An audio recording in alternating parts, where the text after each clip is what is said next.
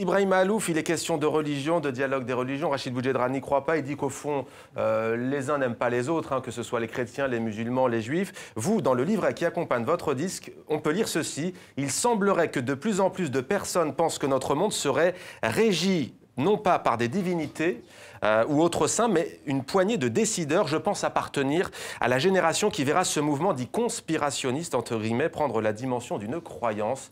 C'est en train de se passer ?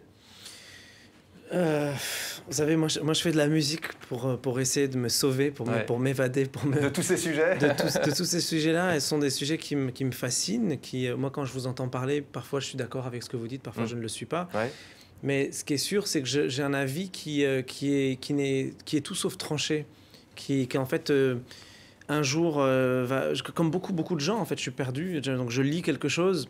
Je me dis, mais c'est intéressant, qu'est-ce qui dit ça? Hop, je prends les sources, je me renseigne, et puis je me rends compte que dans les sources, 80% de ce qui est dit est juste, et puis je me découvre qu'en fait, non, il y a aussi des choses qui ne sont pas tout à fait vraies. Alors je cherche dans l'autre sens, etc.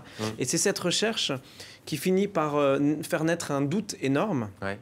Et moi, ce que je sens, et c'est pour ça que j'écris ça, c'est lié à un morceau qui s'appelle Conspiracy Generation, donc la génération conspiration.